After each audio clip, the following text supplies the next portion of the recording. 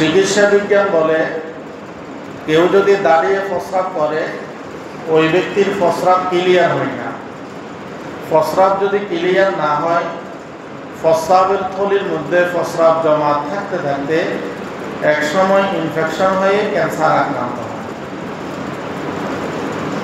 এইভাবে নবীজি সাল্লাল্লাহু আলাইহি ওয়াসাল্লামের যতগুলো সুন্নত আছে, আমরা মসজিদে প্রবেশ করার সময় ডান পা দিয়ে প্রবেশ করি, বের হওয়ার সময় বাম পা দিয়ে কি হই, বের হই।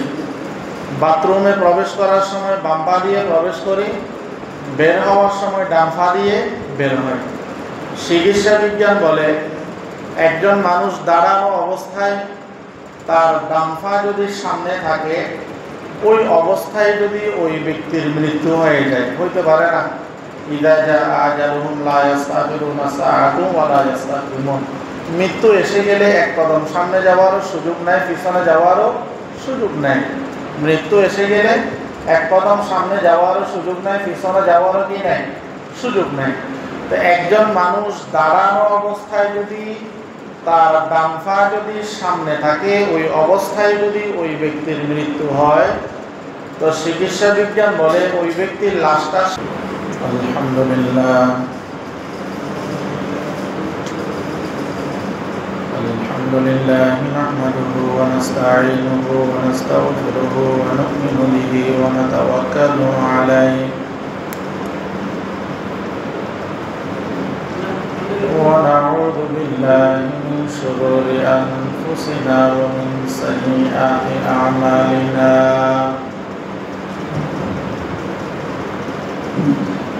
من يهد الله فلا مضل له ومن يضلله فلا هادي له. ونشهد أن لا إله إلا الله وحده لا شريك له. ونشهد أن سيدنا وحبيبنا ومولانا محمدا عبده ورسوله صلى الله عليه وعلى آله وأصحابه وبارك وسلم تسليما كثيرا كثيرا.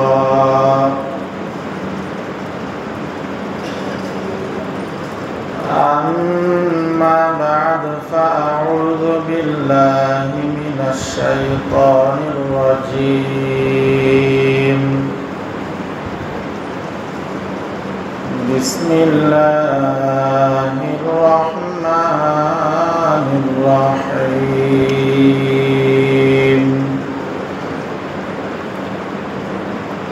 قل إن كنتم تحبون الله فاتبعوني يحببكم الله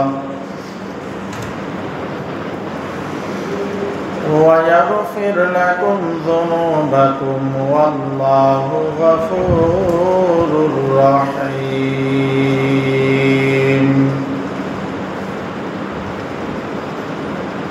قال النبي صلى الله عليه وسلم السواك مطهرة للفم مرضاة للرب. وقال النبي صلى الله عليه وسلم كل أمتي يدخلون الجنة إلا من أبى. قيل من أبى؟ قال من أطاعني دخل الجنة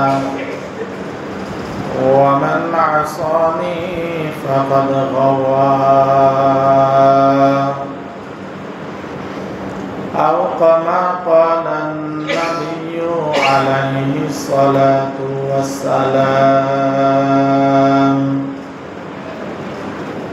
درود شريف পড়ি اللهم صل على محمد وعلى آل محمد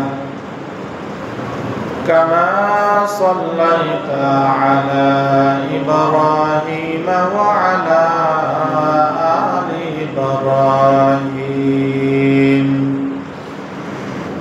إنك حميد مجيد اللهم بارك على محمد وعلى آل محمد كما باركت على إبراهيم وعلى آل إبراهيم إنك حميد مجيد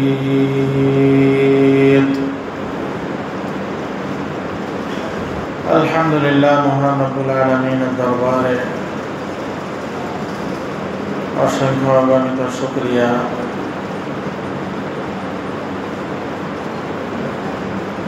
যে মহান রব্বুল আলামিন আমাদেরকে জিলহজের 16 তারিখ তৃতীয়তম জুমা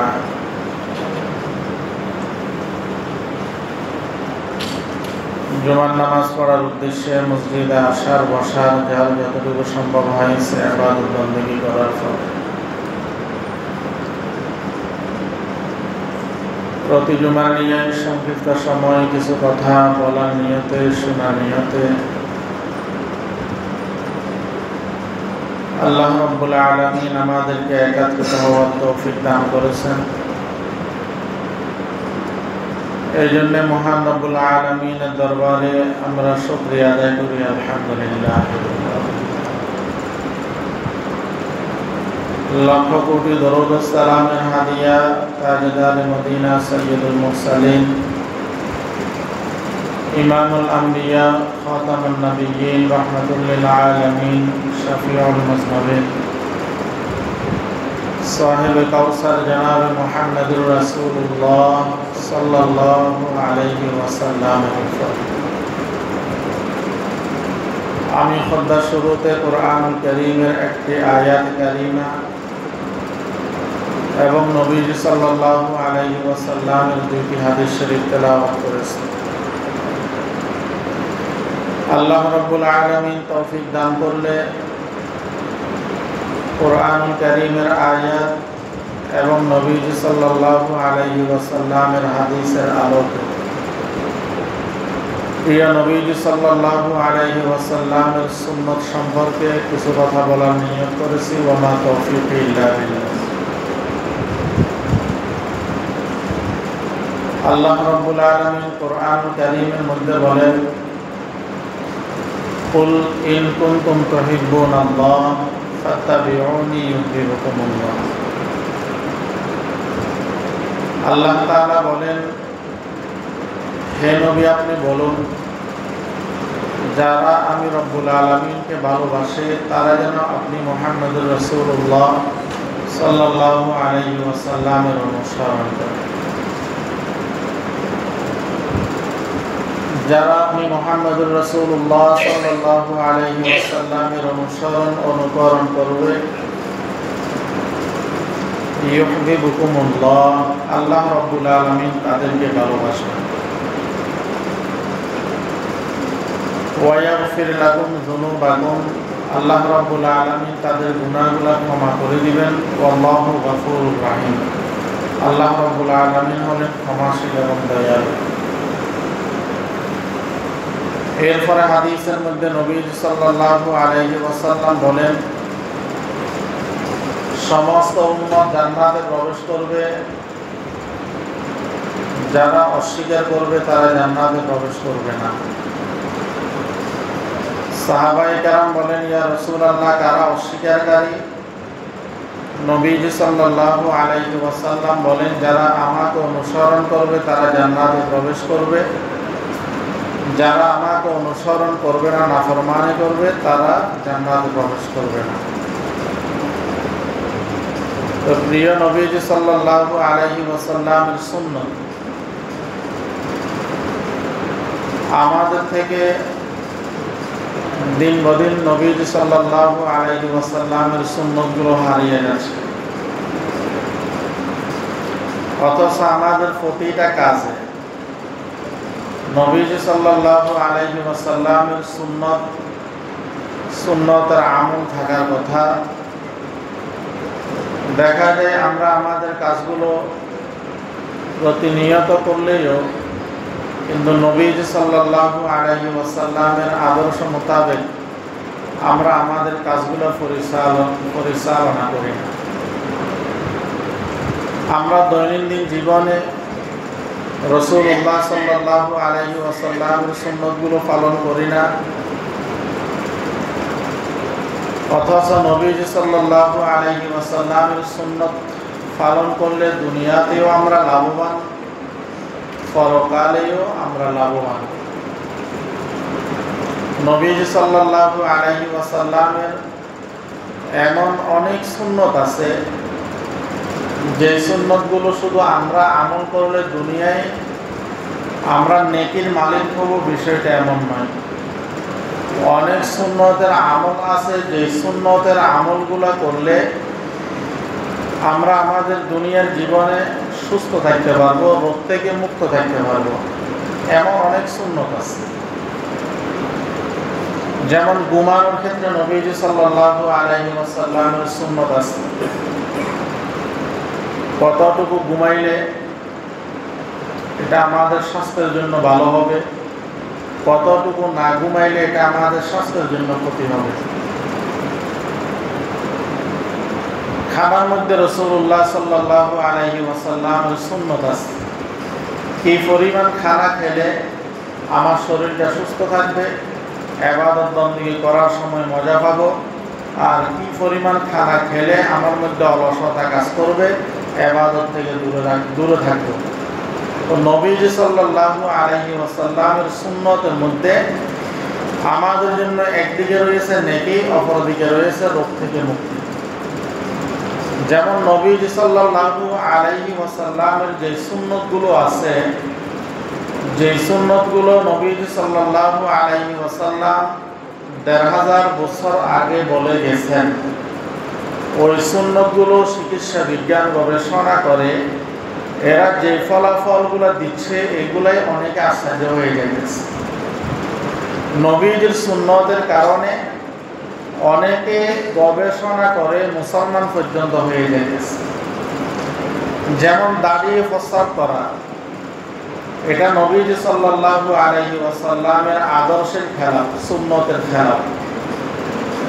চিকিৎসা বিজ্ঞান বলে কেউ যদি দাঁড়িয়ে প্রস্রাব করে ওই ব্যক্তির প্রস্রাব ক্লিয়ার হয় না। প্রস্রাব যদি ক্লিয়ার না হয়, প্রস্রাবের থলির মধ্যে প্রস্রাব জমা থাকতে থাকতে একসময় ইনফেকশন হয়ে ক্যান্সার আক্রান্ত হয়। এইভাবে নবীজি সাল্লাল্লাহু আলাইহি ওয়াসাল্লামের যতগুলো সুন্নত আছে, আমরা মসজিদে প্রবেশ করার সময় ডান পা দিয়ে প্রবেশ করি, বের হওয়ার সময় বাম পা দিয়ে কি হই, বের হই। বাথরুমে প্রবেশ করার সময় বাম পা দিয়ে প্রবেশ করি, বের হওয়ার সময় ডান পা দিয়ে বের হয়। চিকিৎসা বিজ্ঞান বলে একজন মানুষ দাঁড়ানো অবস্থায় তার ডান পা যদি সামনে থাকে, ওই অবস্থায় যদি ওই ব্যক্তির মৃত্যু হয়ে যায়, হইতে পারে না। ইযা জাআ আজালুহুম লা ইস্তাখিরুনা সাআতান ওয়া লা ইস্তাকদিমুন। মৃত্যু এসে গেলে এক কদম সামনে যাওয়ারও সুযোগ নাই, পিছনে যাওয়ারও সুযোগ নাই। মৃত্যু এসে গেলে এক কদম সামনে যাওয়ারও সুযোগ নাই, পিছনে যাওয়ারও কি নাই, সুযোগ নাই। তো একজন মানুষ দাঁড়ানো অবস্থায় যদি তার ডান পা যদি সামনে থাকে, ওই অবস্থায় যদি ওই ব্যক্তির মৃত্যু হয়, তো চিকিৎসা বিজ্ঞান বলে ওই ব্যক্তির লাশটা সামনের দিকে পড়বে। ওই ব্যক্তির লাশটা দাঁড়ানো থেকে সামনের দিকে পড়বে।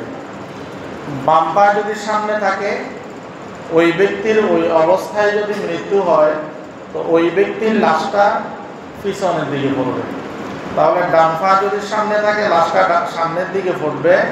বাম পা যদি সামনে থাকে, লাশটা কোন দিকে পড়বে, পিছনের দিকে পড়বে।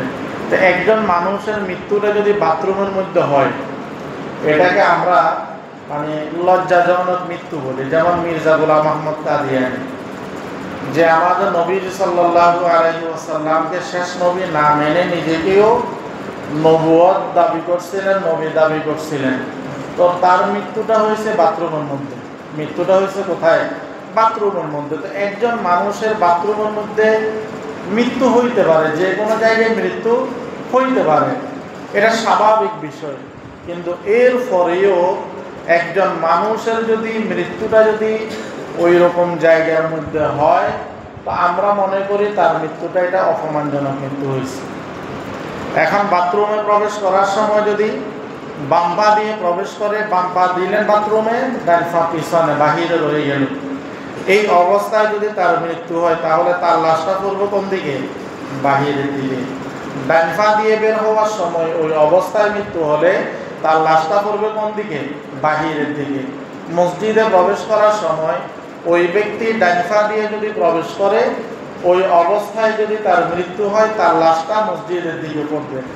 আর মসজিদের মধ্যে যদি কাহারও ইন্তেকাল হয়, মসজিদের মধ্যে যদি কাহারও মৃত্যু হয়, সেজদা অবস্থায় যদি কাহারও মৃত্যু হয়, ইবাদত বন্দেগী অবস্থায় যদি কাহারও মৃত্যু হয়, তো আমরা এটাকে মৃত ব্যক্তির জন্য নাজাতের একটা উসিলা মনে করি, যে ভালো জায়গায় মৃত্যুটা হয়েছে, ইবাদত অবস্থায় মৃত্যুটা হয়েছে, ভালো দিনে মৃত্যুটা হয়েছে, রমজান মাসের মধ্যে মৃত্যুটা হয়েছে। তো এইগুলাকে আমরা মৃত ব্যক্তির জন্য আমরা একটা ভালো লক্ষণ মনে করি। তো নবীজি সাল্লাল্লাহু আলাইহি ওয়াসাল্লামের যতগুলো সুন্নত আছে, এইগুলা আমাদের জন্য একদিকে দুনিয়ার লাইনে নেকি, অপরদিকে রোগ থেকে মুক্তি অথবা রোগ থেকে সুস্থ থাকা, আমাদের শারীরিক অবস্থাটা কি থাকা? সুস্থ থাকা। যেমন নবীজি সাল্লাল্লাহু আলাইহি ওয়াসাল্লামের সুন্নত হলো, কোনো পাত্রের মধ্যে যদি কুকুর মুখ দেয়, ওই পাত্রটাকে 7 বার ধোয়া এবং মাটি দিয়ে ধোয়ার জন্য বলেছেন। মাটি দিয়ে ধোয়ার জন্য বলেছেন। একজন গবেষণা করতেছে 7 বার ধোয়ার জন্য কেন বললেন। উনি একবার ধুইলেন, পাত্রটাকে পরীক্ষা করলেন, দেখতেছে এখনো কুকুরের জিহ্বা থেকে যে জীবাণুটা লাগছে সেটা এখনো আছে। আবার ধুইলেন, আবার কি করলেন? পরীক্ষা করলেন। এইভাবে 6 বার ওই পাত্রটা ধোয়ার পরে পরীক্ষা করে দেখলেন এই পাত্রটার মধ্যে এখনো কুকুরের জিহ্বা থেকে যে জীবাণুটা লেগেছে সেটা এখনো আছে। 7ম বার ধোয়ার সময় উনি মাটি দিয়ে ধুইছেন। এখন মাটি দিয়ে ধোয়ার পরে ওই ব্যক্তি যখন সেটা পরীক্ষা করলেন, পরীক্ষা করার পর দেখলেন ওই পাত্রের মধ্যে কুকুরের জিহ্বা থেকে আর কোনো জীবাণু লাগছে এমন লক্ষণ নাই। এই জন্য নবীজি সাল্লাল্লাহু আলাইহি ওয়াসাল্লামের যতগুলো সুন্নত আছে, এই সুন্নতগুলো যদি আমরা আমল করি, দুনিয়ার মধ্যেও আমরা লাভবান হব, পরকালেও আমরা কি হব? লাভবান হব। দুনিয়ার মধ্যে লাভবান হলো আমরা দুনিয়ায় বিভিন্ন রোগ থেকে নিরাপদ থাকব, অসুস্থ হইলে রোগ থেকে আল্লাহ তাআলা মুক্তিও দিবেন। যেমন একাধিক ব্যক্তি এক প্লেটের মধ্যে বসে খানা খাওয়া, এটা নবীজি সাল্লাল্লাহু আলাইহি ওয়াসাল্লামের খানার সুন্নত। আবার একজন মানুষ খানা খাওয়ার পরে অবশিষ্ট যে খানাটা থাকে, এটাকে বলা হয় জুটা। এটাকে বলা হয় কি? জুটা বা অবশিষ্ট খানা।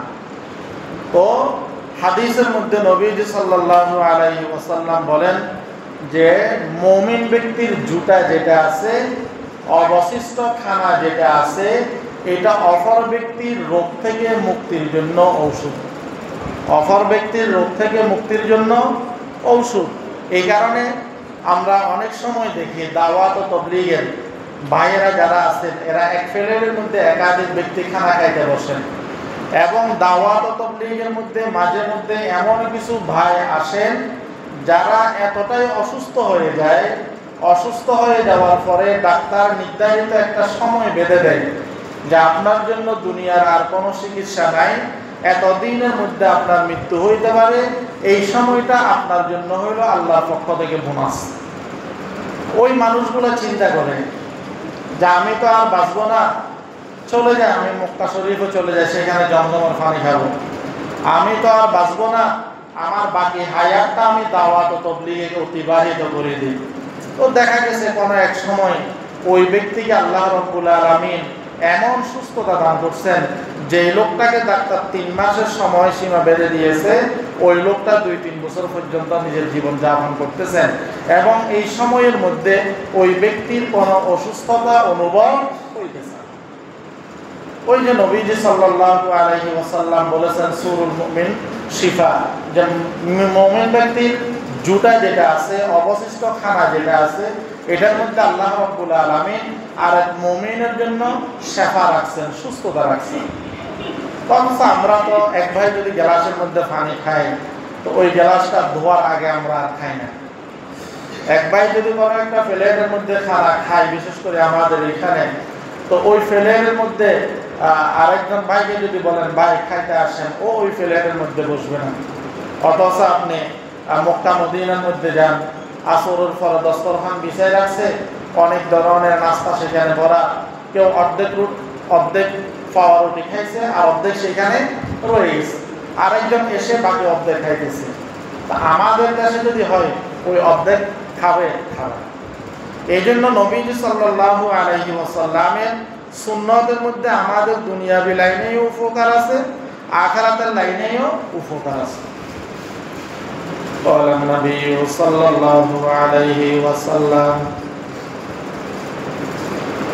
قال النبي صلى الله عليه وسلم من أحب سنتي فقد أحبني ومن أحبني كان معي في الجنة। আমার আপনার নবী মুহাম্মদুর রাসূলুল্লাহ সাল্লাল্লাহু আলাইহি ওয়াসাল্লাম বলেন, আমার উম্মতের নরনারী তোমরা যারা আমি নবীজির সুন্নতকে মহব্বত করবে, ভালোবাসবে, ওই ব্যক্তি আমার সুন্নতকে নয় বরং আমি মুহাম্মদুর রাসূলুল্লাহ সাল্লাল্লাহু আলাইহি ওয়াসাল্লামকে ভালোবাসলা। আর যেই ব্যক্তি আমি মুহাম্মদুর রাসূলুল্লাহ সাল্লাল্লাহু আলাইহি ওয়াসাল্লামকে মহব্বত করবে, ভালোবাসবে, নবীজি বলেন ওই ব্যক্তি জান্নাতের মধ্যে আমি মুহাম্মদুর রাসূলুল্লাহ সাল্লাল্লাহু আলাইহি ওয়াসাল্লামের সাথে থাকবে। তো নবীর সুন্নতের আমলের মাধ্যমে নবীর মহব্বত প্রকাশ, আর এই মহব্বতের কারণে জান্নাতের মধ্যে নবীজি সাল্লাল্লাহু আলাইহি ওয়াসাল্লামের সাথে থাকার একটা সুবর্ণ সুযোগ। অন্য হাদিসের মধ্যে নবীজি সাল্লাল্লাহু আলাইহি ওয়াসাল্লাম বলেন, মান তামাসসাকা বিসুন্নতি ইনদা ফাসাদি উম্মতি ফালাহু আজরু মিয়াতা শহীদ। আমার নবী জনাব মুহাম্মদুর রাসূলুল্লাহ সাল্লাল্লাহু আলাইহি ওয়াসাল্লাম বলেন, ফিতনা ফাসাদের জামানায় নবীজি সাল্লাল্লাহু আলাইহি ওয়াসাল্লামের একটা সুন্নতকে যদি তোমরা আমল করতে পারো, আল্লাহ রাব্বুল আলামিন ওই সুন্নতের বিনিময়ে তোমাকে 100 শহীদের সমতুল্য সওয়াব দান করবেন। সুবহানাল্লাহ। কারণ ফিতনা ফাসাদের যুগে নবীজি সাল্লাল্লাহু আলাইহি ওয়াসাল্লামের সুন্নত নিয়ে বিভিন্ন ভাবে কটূক্তি করা হয়। ডান হাত দিয়ে খাওয়াটাকে অভদ্রতা মনে করে, বাম হাত দিয়ে খাওয়াটাকে ভদ্রতা মনে করে। অথচ নবীজির সুন্নত হলো ডান হাতে খাও, বাম হাতে খেও না। নবীজি সাল্লাল্লাহু আলাইহি ওয়াসাল্লামের সামনে একজন ব্যক্তি বাম হাত দিয়ে খাইতেছে কোন একটা জিনিস, নবীজি সাল্লাল্লাহু আলাইহি ওয়াসাল্লামের সামনে একজন ব্যক্তি কোন হাত দিয়ে খাইতেছে? বাম হাত দিয়ে খাইতেছে। নবীজি সাল্লাল্লাহু আলাইহি ওয়াসাল্লাম ওই ব্যক্তিকে বললেন, ভাই তুমি ডান হাত দিয়ে খাও, তুমি ডান হাত দিয়ে খাও। তো ওই ব্যক্তি অহংকারের কারণে নবীজি সাল্লাল্লাহু আলাইহি ওয়াসাল্লামকে বলেই দিলেন যে আমি ডান হাত দিয়ে খাইতে পারি না, ডান হাত দিয়ে খাইতে পারি না। এটা অহংকারের কারণে বললেন। হাদিসের মধ্যে আসছে ওই ব্যক্তি মৃত্যুর আগ পর্যন্ত তার ডান হাত আর মুখের কাছে নিতে পারে না। ওই ব্যক্তি মৃত্যু পর্যন্ত তার ডান হাত আর মুখের কাছে নিতে পারেন নাই।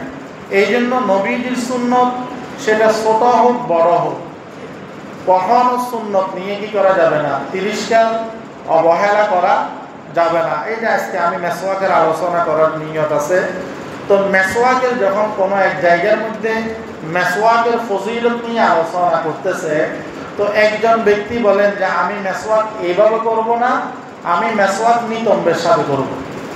মানে মেসওয়াক নিয়ে ওই লোকটা কি করলেন, কটূক্তি করলেন। কিছুদিনের মধ্যে হঠাৎ দেখা গেল তার পেট ব্যথা, তার কি পেট ব্যথা করতে করতে হঠাৎ দেখলেন ইঁদুরের মতো বড় ইঁদুর যেগুলো আছে ইঁদুরের আকৃতির মতো একটা প্রাণী তার পিছনে রাস্তা দিয়ে বের হওয়ার পরে তার মেয়ে ওই প্রাণীটাকে মারলেন। কিছুদিন পরে ওই লোকটার মৃত্যু হয়ে গেল। ওই ব্যক্তি বলতেছে যে এই প্রাণীটা আমার পেটের মধ্যে যত নারী বুড়ি ছিল সবগুলো কেটে একেবারে শেষ করে দিয়েছে। এই জন্য নবীজির সুন্নত সেটা ছোট হোক বড় হোক আমল করতে পারে না, করা দরকার। একজন ব্যক্তিকে বললেন ভাই আপনি তো এই আমলটা করেন না, ওই যে ব্যক্তি বলে যে আসলে ভাই করা তো দরকার, আমি করতে পারি, এটা আমার দুর্বলতা, সমস্যা না। কিন্তু একজন ব্যক্তি আমল করতেছে না, আর একজন ব্যক্তি বলার পরে বলতেছে যে আমি না করলে কি হবে। এই যে না করলে কি হবে, এটা হইল নবীজির সুন্নত নিয়ে তিরস্কার করা। এটা হলো নবীজির সুন্নত নিয়ে কি করা, তিরস্কার করা।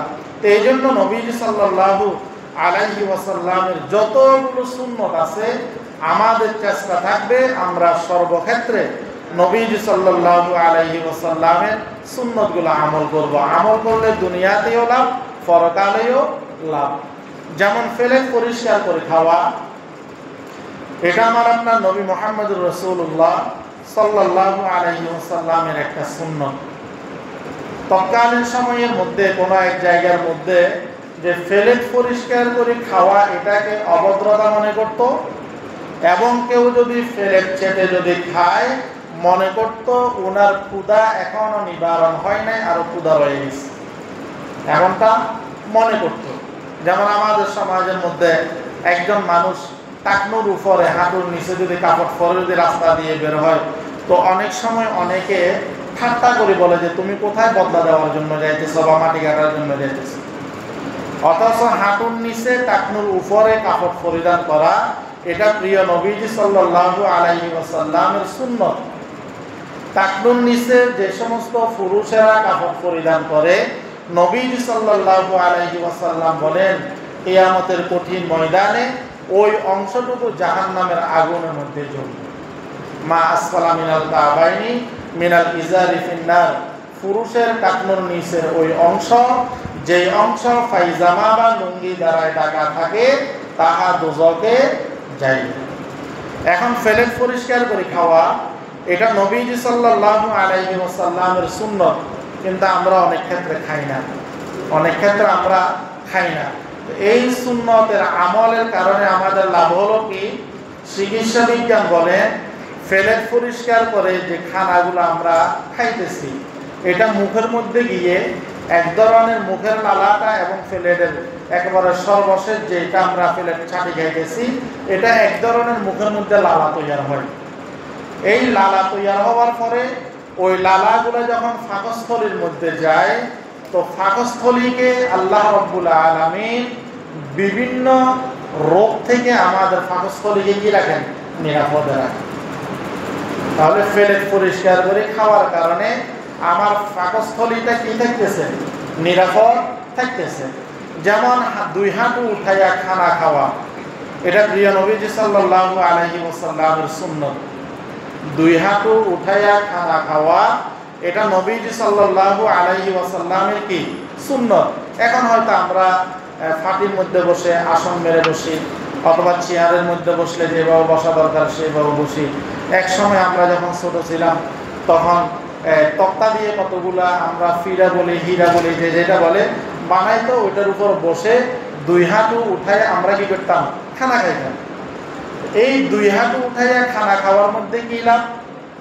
চিকিৎসা বিজ্ঞান বলে দুই হাঁটু উঠাইয়া খানা খাওয়ার কারণে আমরা যে পরিমাণ খানা আমাদের পাকস্থলীতে যাওয়া দরকার এর থেকে অতিরিক্ত খানা যদি পাকস্থলীর মধ্যে যায় আমাদের মধ্যে অলসতা কাজ করে, আমাদেরকে বিভিন্ন রোগে আক্রমণ করে। তো চিকিৎসা বিজ্ঞান বলে দুই হাঁটু উঠাইয়া যখন খাবার খাওয়া হয় আমার অতিরিক্ত খাবারটা আমার পাকস্থলীতে যাওয়ার আর সুযোগ হয় না, পাকস্থলীতে যাওয়ার আর সুযোগ হয় না, যার কারণে অনেক রোগ থেকেও নিরাপদ থাকা যায়। তো বলতে চাইছিলাম নবীজির সুন্নত এটা আমাদের জন্য গুরুত্বপূর্ণ একটা অধ্যায়। আমাদের সর্বক্ষেত্রে নবীজি সাল্লাল্লাহু আলাইহি ওয়াসাল্লামের সুন্নতের আমল করা এটা আমাদের জন্য অতীব জরুরি। কারণ নবীজির সুন্নত আমল করা মানে নবীকে মহাব্বত করা। আর নবীজি সাল্লাল্লাহু আলাইহি ওয়াসাল্লাম বলেন, ওই ব্যক্তি ততক্ষণ পর্যন্ত পরিপূর্ণ মুমিন হইতে পারবে না, ওই ব্যক্তি ততক্ষণ পর্যন্ত পরিপূর্ণ মুমিন হইতে পারবে না যতক্ষণ পর্যন্ত ওই ব্যক্তি দুনিয়ার সব কিছু থেকে আমি মুহাম্মদুর রাসূলুল্লাহ সাল্লাল্লাহু আলাইহি ওয়াসাল্লামকে বেশি ভালো না বাসে। قال النبي صلى الله عليه وسلم لا يؤمن أحدكم حتى أكون أحب إليه من والده وولده والناس أجمعين। আমার আপনার নবী মুহাম্মদুর রাসূলুল্লাহ সাল্লাল্লাহু আলাইহি ওয়াসাল্লাম বলেন, ওই ব্যক্তি ততক্ষণ পর্যন্ত পরিপূর্ণ মুমিন হইতে পারবে না যতক্ষণ পর্যন্ত ওই ব্যক্তি আমার মুহাম্মদ সাল্লাল্লাহু আলাইহি ওয়াসাল্লামকে তার মা বাবা সন্তান দুনিয়ার যাহা কিছু আছে সব কিছু এমনকি নিজের জীবনের চাইতেও বেশি ভালোবাসতে পারবে না। তো দুনিয়ার মধ্যে আল্লাহর পরে সবচাইতে যাকে বেশি মহাব্বত করতে হবে, যাকে বেশি ভালোবাসতে হবে, তিনি হলেন মুহাম্মদুর রাসূলুল্লাহ সাল্লাল্লাহু আলাইহি ওয়াসাল্লাম। তো যার মধ্যে নবীজির সুন্নতের আমল আছে, তার মধ্যে নবীজির মহাব্বত আছে, যার মধ্যে নবীজির মহাব্বত আছে তার মধ্যে আল্লাহর মহাব্বত আছে। আর যার মধ্যে আল্লাহর মহাব্বত থাকবে, আল্লাহ রাব্বুল আলামিন বলেন ওই ব্যক্তির সমস্ত গুনাহ আমি রাব্বুল আলামিন মাফ করে দেব। এই জন্য নবীজির সুন্নত আমরা আমল করব। আজকে বিশেষ করে যে সুন্নত নিয়ে আমল করার উদ্দেশ্য ছিল, সময় তো শেষ, মেসওয়াক নিয়ে নবীজির সুন্নত। মেসওয়াক এটা গুরুত্বপূর্ণ একটা সুন্নত। এই সুন্নতটা আমাদের থেকে একেবারে চলে গেছে। আমরা যারা নামাজ পড়ি আমাদের মধ্যেও নাই, যারা নামাজ পড়ে না তাদের মধ্যে তো নাই। অথচ যারা নামাজ পড়ি ওযুর যে নিয়ম, যে সুন্নত আছে, এই সুন্নতের মধ্যে একটা গুরুত্বপূর্ণ সুন্নত হইল মেসওয়াক করা। একটা গুরুত্বপূর্ণ সুন্নত হইল কি করা? মেসওয়াক করা। মেসওয়াকে আমাদের লাভ কি? নবীজি সাল্লাল্লাহু আলাইহি ওয়াসাল্লাম বলেন, মেসওয়াকের মাধ্যমে আল্লাহ রাব্বুল আলামিন আমাদের মুখকে পবিত্র বানিয়ে দেন। মেসওয়াকের মাধ্যমে আল্লাহ রাব্বুল আলামিন আমাদের মুখকে কি করেন? পবিত্র বানিয়ে দেন। ওয়া মারযাতুল লির-রাব্বি, এবং মেসওয়াকের মাধ্যমে আল্লাহ রাব্বুল আলামিনের সন্তুষ্ট অর্জন করা যায়। মেসওয়াকের মাধ্যমে আমাদের মুখ পবিত্র হয় এবং আল্লাহ তাআলা পবিত্রতাকে ভালোবাসেন। মেসওয়াকের মাধ্যমে আল্লাহ রাব্বুল আলামিনের সন্তুষ্ট অর্জন হয়। তো আমরা দুনিয়ার মধ্যে যত কাজ করতেছি নেক কাজ, এই নেক কাজের পিছনে একমাত্র উদ্দেশ্যই হইল কি? আল্লাহর সন্তুষ্টি। উদ্দেশ্যই হলো আল্লাহ রাব্বুল আলামিনের সন্তুষ্টি। মানুষের 7টা বিষয় এমন আছে, এটা স্বভাবগত। তার মধ্যে হতে মোজ খাটো করা, দাড়ি লম্বা করা এবং মেসওয়াক করা, এটাও মানুষের স্বভাবগত একটা অভ্যাস বলেছেন নবীজি সাল্লাল্লাহু আলাইহি ওয়াসাল্লাম। মেসওয়াকের আরো ফজিলত হলো, নবীজি সাল্লাল্লাহু আলাইহি ওয়াসাল্লাম বলেন, এমনি মেসওয়াক ছাড়া নামাজে যতটুকু সওয়াব আপনি পাবেন, মেসওয়াক করে যদি ওযু করে নামাজ পড়েন মধ্যখানে 70 গুণ বেশি আল্লাহ রাব্বুল আলামিন সওয়াব আপনাকে বেশি দান করবেন। মেসওয়াক ছাড়া যদি আপনি এক রাকাতে যদি 500 নেকি পান, এক রাকাতে যদি কি পান? 500 নেকি পান। মেসওয়াক করে ওযু করে যদি আপনি নামাজ পড়েন তো 500 কে 70 গুণ কি করেন? আপনি 70 দিয়ে গুণ করেন। এই 70 দিয়ে গুণ করলে যত নেকি হবে তত নেকি আল্লাহ রাব্বুল আলামিন মেসওয়াকের বিনিময়ে আপনাকে দান করবেন। এবং হাদিসের মধ্যে লম্বা আলোচনা, নবীজি সাল্লাল্লাহু আলাইহি ওয়াসাল্লাম মেসওয়াকের 70-এর অধিক ফজিলত বর্ণনা করেছেন। এই 70-এর মধ্যে সবচাইতে ছোট যে ফজিলত, সেটি হলো যারা নিয়মিত মেসওয়াক করবে, নবীজি সাল্লাল্লাহু আলাইহি ওয়াসাল্লাম বলেন ওই ব্যক্তির মৃত্যুর সময় কালিমা নসিব হবে। এখন 70 নম্বর একেবারে সবচাইতে ছোট যেটা, সেটার ফজিলত যদি কালিমা নসিব হয় এটাই হয়, বাকি 69 যেটা আছে যে ফজিলতগুলো আছে এগুলো কি পরিমাণ ফজিলত হইতে পারে না। এই জন্য সম্মানিত হাজিরিন, আমরা সর্বক্ষেত্রে নবীজির সুন্নতের আমল করব। বিশেষ করে আমরা ওযু করার সময় আমরা মেসওয়াক করব। এটা নবীজি সাল্লাল্লাহু আলাইহি ওয়াসাল্লামের প্রিয় সুন্নত।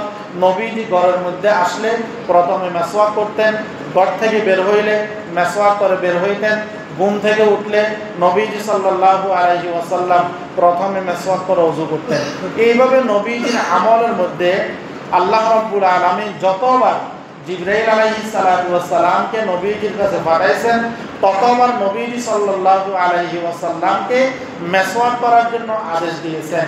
নবীজি বলেন, আমার আশঙ্কা হয়েছিল, আমার ভয় হয়েছিল না জানি আল্লাহ রাব্বুল আলামিন এটা আমার জন্য ফরজ করে দেয়। আমার আশঙ্কা হয়েছিল না জানি মেসওয়াক সম্পর্কে আল্লাহ রাব্বুল আলামিন কোরআনের আয়াত নাজিল করে দেয়। কারণ এটা যদি ফরজ হয়ে যাইতো তা আমাদের জন্য এটা কষ্টকর একটা বিষয় হয়ে যাইত। এই জন্য মেসওয়াক এটা গুরুত্বপূর্ণ সুন্নত।